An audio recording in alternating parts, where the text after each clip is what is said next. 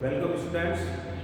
जैसा कि मैंने कल आपको बताया था कि जब हमको किसी किरिल कंपाउंड का विन्यास समझना होता है तो हम दो सिद्धांत को अपनाते हैं।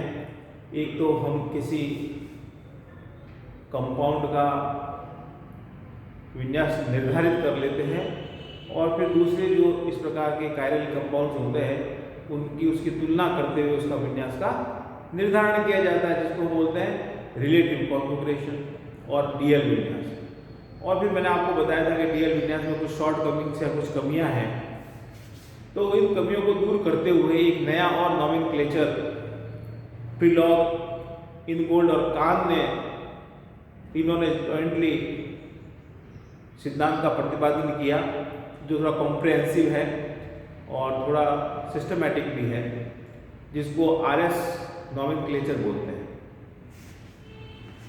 ये है निरपेक्ष विन्यास। निरपेक्ष विन्यास, एब्सोल्यूट कॉन्फ़िगरेशन।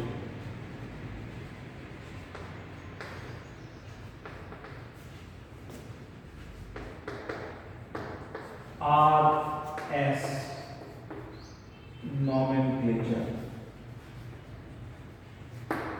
इसके अंदर क्या करते हैं कि जो हमारे पास असममित कार्बन युक्त अणु है, कंपाउंड है, उसका वास्तविक विन्यास का निर्धारण किया जाता है।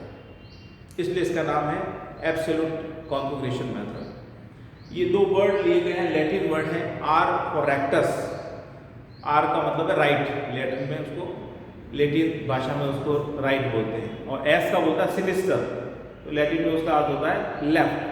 तो R for the right and S for the left, इसलिए इसका नाम आरएस नॉमेनक्लेचर किया गया है। तो ये जो तरीका है किसी अणु के विन्यास को निर्धारण करने के लिए, आरएस मेथड, वो दो नियम से मिलकर बना है और इन दो नियमों का कॉम्बिनेशन है, और ये दोनों नियम जो है वो सीक्वेंस के अंदर होने चाहिए। तो पहला जो इसका नियम है उसको सीक्वेंस रूल ही बोलते हैं। दो नियम है अनुक्रम नियम। फर्स्ट है अनुक्रम नियम, सीक्वेंस रूल।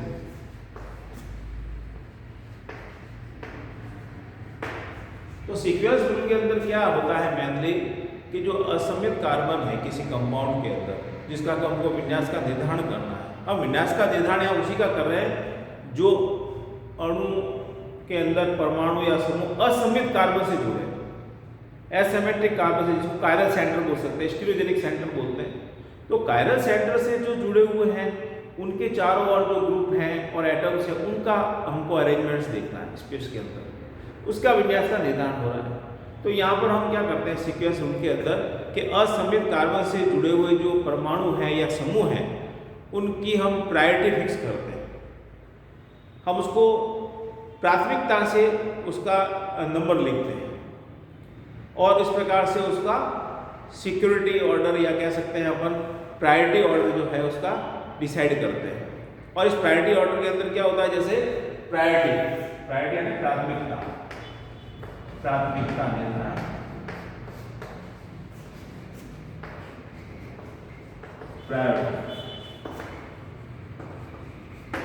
प्रायोरिटी फिक्स कर इस ऑर्डर में, 1 2 3 4। तो नंबर 1 किसका देंगे, जिसकी प्रायोरिटी सबसे अधिक है। जो असममित कार्बन से जुड़ा हुआ परमाणु है या समूह है जिसकी प्रायोरिटी सबसे ज्यादा है उसको नंबर 1 देते हैं। उसके बाद ये डिसेंडिंग ऑर्डर हो जाता है 2 3 4। और 4 क्या है, तो लिस्ट प्रायोरिटी वाला, सबसे कम प्रायोरिटी वाला जो है उसको 4 नंबर देते हैं। तो ये प्रायोरिटी का निर्धारण किस नियमों के अनुसार होता है उसको सीक्वेंस रूल कहते हैं। जो ये प्रायोरिटी को हम क्या करते हैं, फिक्स करते हैं, उसका निर्धारण करते हैं, वो सीक्वेंस रूल कहलाता है। तो ये जो सीक्वेंस रूल है इसमें प्रायोरिटी का निर्धारण जो हमको क्या करना है, सिस्टमैटिक करना है, सक्सेसिव करना है। तो पहला क्या है, पहला निर्धारण की विधि क्या है प्रायोरिटी फिक्स करने की, कि हायर एटॉमिक नंबर को ज्यादा प्रायोरिटी देते हैं। The priority depends on the atomic number of that atom which is bonded by the asymmetric carbon. असममित कार्बन से जुड़ा हुआ कोई परमाणु है या समूह है, तो जो परमाणु जुड़ा है बंध से, कार्बन से, असमित कार्बन से, उसके एटॉमिक नंबर के हिसाब से उसकी प्रायोरिटी फिक्स करते हैं। कहने का मतलब है यदि परमाणु क्रमांक सबसे ज्यादा है तो नंबर 1 और सबसे कम है तो नंबर 4। तो ये परमाणु क्रमांक क्या है? Atomic number. पहला जो सबसे पहला प्रायोरिटी फिक्स करने का जो रूल है वो क्या है? According to the atomic number. For example in this compound, ये आपका एसिमेट्रिक कार्बन है H, ये एसिमेट्रिक कार्बन, 4 समूह अलग अलग है, 4 अलग अलग समूह हमको प्रायोरिटी फिक्स करनी है और हमारा पहला रूल जो है एटॉमिक नंबर है। तो आप देखिए 4 में से सबसे ज्यादा एटॉमिक नंबर किसका है? आयोडीन का। उसके बाद फिर क्या है? Bromine and chlorine and least is the hydrogen. So we can give the mark according to the atomic number. The if have the number 1 and the bromine have the number 2 and here 3 and the least priority of the hydrogen will be the number 4. So that is the sequence rule according to the atomic number. Atomic number से आपने priority की fix कर, ठीक है? Clear हो गया? तो हमको ये पहला क्या करना है? हमको सीक्वेंस के अनुसार प्रायोरिटी लेनी है और मोस्ट प्रायर कौन सा होगा, सबसे अधिक प्राथमिक कौन सा होगा, जिसका एटॉमिक नंबर हाईएस्ट है चारों में से। अब यहाँ पे एक प्रॉब्लम ये भी आती है कि यदि बाय द वे आइसोटोप्स हो, जो असमित कार्बन से जो परमाणु जुड़े हैं उनमें दो आइसोटोप्स हो सकते हैं। आइसोटोप्स इन द सेंस समस्थानिक, जिनका कि परमाणु क्रमांक समान है। अब उस केस के अंदर प्रायोरिटी कैसे फिक्स करेंगे? तो जहां पर भी ऐसी कंडीशन आ जाती है तो प्रायोरिटी देखते हुए हम क्या करेंगे? जिस आइसोटोप का मास नंबर ज्यादा होता है, द्रव्यमान संख्या ज्यादा होती है, उसको प्रायोरिटी ज्यादा मिलती है। जैसे फॉर एग्जांपल ये कंपाउंड, इसका नाम क्या हो गया? Bromo chloro deuterio methane. Bromo chloro deuterio methane, ये 4 है इसके अंदर असमित कार्बन से जुड़े हुए। अब यहां अगर हम एटॉमिक नंबर के अनुसार इनकी प्राथमिकता को तय करते हैं तो हम ये देखते हैं कि हाइड्रोजन और ड्यूटेरियम ये समस्थानिक आइसोटोप्स हैं। हाइड्रोजन और ड्यूटेरियम कैसे हैं? ये आइसोटोप्स हैं। इनकी एटॉमिक नंबर तो एक है दोनों का, तो फिर इसमें कौन सा प्रायर कौन सा होगा? अधिक प्राथमिक किसको देंगे प्राथमिकता? तो यहाँ पे मास नंबर किसका ज्यादा है? ड्यूटेरियम का ज्यादा है। इसलिए अब यहाँ पर प्रायोरिटी कैसे होगी? Bromine number 1, chlorine number 2, deuterium number 3 and the hydrogen will be the least prior atom. तो ये पहला है, परमाणु क्रमांक के आधार पर हम क्या करेंगे? प्राथमिकता को फिक्स करेंगे। असमित कार्बन से जुड़े हुए परमाणुओं की क्या करेंगे? हम प्राथमिकता को तय कर देते हैं। अब दूसरा, कभी कभी ऐसी कंडीशन भी आ जाती है कि वहां पर जो असमित कार्बन से जुड़े हुए परमाणु समान है, समस्थानिक नहीं है, परमाणु ही समान है। तो जब ऐसी स्थिति आ जाती है कि जब समान परमाणु है तो हम क्या करेंगे? फिर हम आगे जाते हैं। जो हमारा समूह जुड़ा हुआ है जिसमें परमाणु समान है, तो फिर उससे हम क्या करेंगे? फर्दर प्रोसीडिंग करेंगे। और कब तक करते रहेंगे आगे? जब तक कि इसके अंदर डिफरेंस नहीं आ जाए परमाणु क्रमांक में। समान परमाणु क्रमांक वाले परमाणु होने से क्या होगा? उनकी प्रायोरिटी फिक्स करने में प्रॉब्लम आ रही है। तो फिर हम क्या करेंगे? उस समूह के अंदर और आगे जाएंगे। और आगे कब तक जाएंगे? जब तक कि परमाणु क्रमांक में क्या आ जाए? अंतर नहीं आ जाए। और जब वो अंतर आ जाता है तो फिर उसके अंदर हम देखते हैं कि किसका एटॉमिक नंबर ज्यादा है, और जिसका एटॉमिक नंबर ज्यादा हुआ उसकी प्रायोरिटी को फिक्स करते हैं। ये दूसरा नियम है। पहला तो परमाणु क्रमांक का हो गया, और दूसरा नियम ये हो गया कि जिसके अंदर हम क्या करें? समान परमाणु होने पर फिर उसके आगे वाले परमाणु का भी निर्धारण करते हैं, और जब तक अंतर प्राप्त नहीं होता है तब तक उसको हम आगे चलते रहते हैं। तो एक एग्जाम्पल के आधार पर मैं आपको ये बताता हूँ।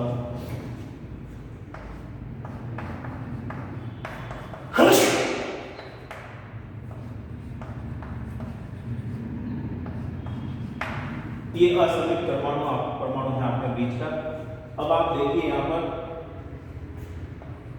4 समूह जुड़े हुए हैं, CH3 और C2H5। C2H5 को भी हम क्या है? मैं ऐसे लिखता हूँ CH2 CH3। तो ये भी कार्बन है और ये भी कार्बन है और ये भी कार्बन है। तो अब यहाँ तीनों ही कार्बन है, इनकी प्रायोरिटी को फिक्स करने के लिए हम क्या करेंगे, इस कार्बन से आगे और कौन कौन से परमाणु जुड़े हैं, इस कार्बन से और आगे कौन कौन से परमाणु जुड़े हैं, इस कार्बन से आगे कौन कौन से परमाणु जुड़े हैं, उनका हम देखेंगे और वहां पर हम देखेंगे जिसका एटॉमिक नंबर ज्यादा है उसको अधिक प्रायोरिटी देंगे। तो सबसे पहले मैं देखो आपको बता दूं CH2OH, तो ये कार्बन किस किस से जुड़ा हुआ है, HHOH, ये CH2CH3 ये C किससे जुड़ा हुआ है, HHCHHH, और ये CH3 ये किससे जुड़ा हुआ है, HHNH। तो यहाँ आप देखिए कि ये तीनों के हमने कार्बन से आगे जो परमाणु हैं उनकी हमने यहाँ पर डिटेल लिखी है। तो इसमें देखो ऑक्सीजन, तो सबसे ज्यादा जो है परमाणु क्रमांक किसका ज्यादा है, ऑक्सीजन का ज्यादा है। तो अंतर हम देखते हैं इसमें ऑक्सीजन, तो ऑक्सीजन का ज्यादा है इसलिए इसको प्रायोरिटी सबसे ज्यादा मिलेगी। फिर इन दोनों में कंपैरिजन करेंगे तो इसमें क्या है, एक कार्बन है और कार्बन का परमाणु क्रमांक ज्यादा है तो इसको इसके बाद प्रायोरिटी मिलेगी और फिर CH3 को सबसे लास्ट। तो यहाँ पर प्रायोरिटी क्या हो जाएगी, ये नंबर 1, ये नंबर हो जाएगा 2, ये नंबर 3 और ये नंबर 4। इस प्रकार से प्रायोरिटी का निर्धारण करेंगे। तो ये दूसरा सीक्वेंस का यूज है। अब यहाँ पर एक और उदाहरण मैं आपको बताता हूँ।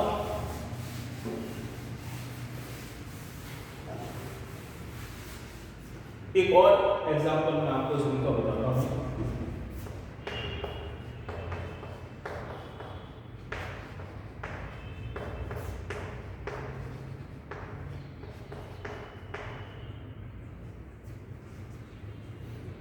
ये है आपके 3-chloro-4-methyl-pentane। अब यहाँ H क्लियर है, Cl क्लियर। अब इन दोनों में आप देखें कि इन दोनों में ये भी कार्बन है, ये असमित कार्बन परमाणु, ये भी कार्बन है, लेकिन ये कितने कार्बन से जुड़ा है, आगे ये 2 कार्बन से जुड़ा है और ये केवल 1 कार्बन से जुड़ा है। तो इसका मतलब प्रायोरिटी किसको देंगे, आप आइसोप्रोपिल को देंगे। तो ये क्या हो जाएगा आपका Cl तो नंबर 1, क्योंकि परमाणु क्रमांक इसका ज्यादा है। सबसे पहले तो परमाणु क्रमांक को देखेंगे ना, तो परमाणु क्रमांक ज्यादा होने से पहले तो ये हो गया। इन दोनों में कंपटीशन है, इसको 2 नंबर, ये 3 नंबर, ये 4। तो दूसरा इस प्रकार से निर्धारण किया जाता है कि समान परमाणु होने पर भी आगे वाले परमाणुओं को भी हम क्या करते हैं, कंसीडर करते हैं। इसके बाद बाय द वे यदि डबल बॉन्ड है और ट्रिपल बॉन्ड यदि है, उनका प्राथमिकता तय कैसे करें, उनकी प्रायोरिटी को हम कैसे फिक्स करें, वो भी हमको देखना है। वो है थर्ड रूल। थर्ड में हम क्या करते हैं, मल्टीपल बॉन्ड को कंसीडर करते हैं, मल्टीपल बॉन्ड्स, मल्टीपल। जैसे एक एग्जांपल मैं आपको बताता हूँ, ये ग्लिसरॉल है,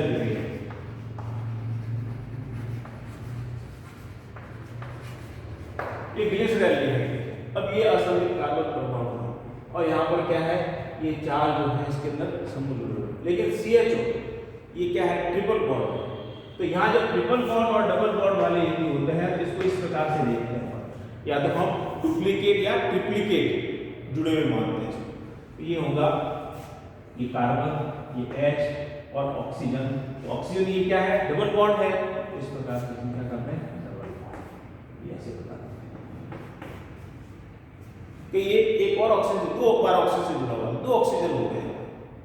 और यहाँ पर जो जुड़े हुए बॉन्ड जो है मल्टीपल और जो है डुप्लीकेट ट्रिप्लीकेट है, उनको हम क्या करते हैं, कोष्ठक में, ये ओरिजिनल है, इनको अलग करने के लिए हम क्या करते हैं, इनको कोष्ठक में लिखते हैं। तो यहाँ पर देखते हैं कि ये भी कार्बन है, ये भी कार्बन है, पर यहाँ पर केवल क्या है, एक ऑक्सीजन जुड़ा है, लेकिन CHO के अंदर क्या है, 2 ऑक्सीजन हो गए डबल बॉन्ड होने से, इसलिए प्रायोरिटी आ गया। पहले तो किसको मिलेगी, OH। क्यों OH क्यों मिलेगी, क्योंकि यहाँ पर कार्बन किससे जुड़ा है, ऑक्सीजन से जुड़ा है और ऑक्सीजन का परमाणु क्रमांक ज्यादा होता है। तो पहला हमको सबसे ये देखना है according to the atomic number, पहला तो हमारा ये है एटॉमिक नंबर के हिसाब से। तो एटॉमिक नंबर ज्यादा होने से OH को है फर्स्ट प्रायोरिटी मिलेगी और उसके बाद फिर आपके CHO आएगा उसके बाद आपका CH2OH आएगा और इस प्रकार से लास्ट में क्या आ जाएगा, हाइड्रोजन आ जाएगा। तो इस प्रकार से ये प्रायोरिटी होगी। एक और एग्जांपल इसका मैं आपको बताता हूँ।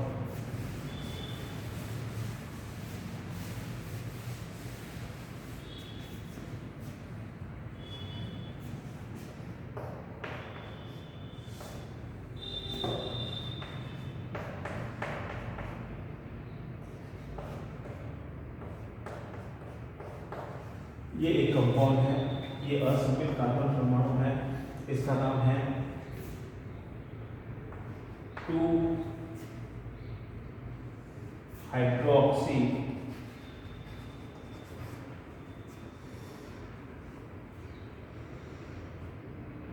Pentyne 1-पेंटाइन 3-पेंटाइन nitrile. ये मुख्य है, इसलिए 1 and 2 and 3 and 4। तो here is a 2-हाइड्रोक्सी 3-ब्यूटाइन नाइट्राइल। अब यहाँ पर देखो, एक तो ये हो गया C ट्रिपल बॉन्ड, ये भी ट्रिपल बॉन्ड है, ये OH। तो प्रायोरिटी के लिए हम क्या करेंगे, सबसे पहले तो फिर एटॉमिक नंबर के हिसाब से OH। C triple bond N, इसको हम ऐसे बता सकते हैं कि C और N से जुड़ा हुआ है, लेकिन ये N 3N लाइक दैट। तो यहाँ पर इसकी प्रायोरिटी जो है दूसरे नंबर पे आएगी, क्योंकि नाइट्रोजन जुड़ा हुआ है, इसका परमाणु क्रमांक ज्यादा है। तो पहली प्रायोरिटी इसकी, दूसरी किसकी है, CN।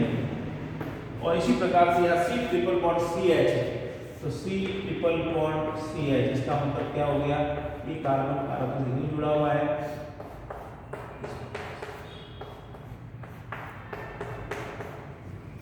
Triple bond. तो यहाँ पर ये कार्बन 3 कार्बन से जुड़ा हुआ है।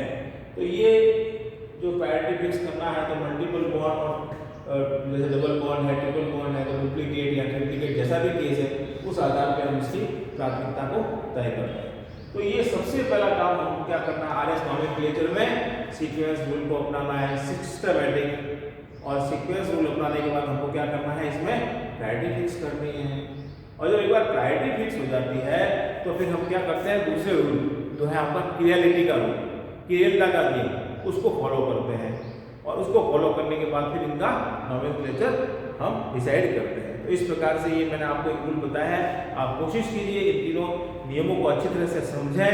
इनकी जो मटेरियल है, स्टडी मटेरियल, मैं आपको PDF कर दूँ, फिर भेज दूंगा, तो आप इसको अच्छी तरह से समझ लें। कोई शंका है तो आप मुझे कॉन्टैक्ट करके इसका आप निराकरण कर सकते हैं। All the best, thank you.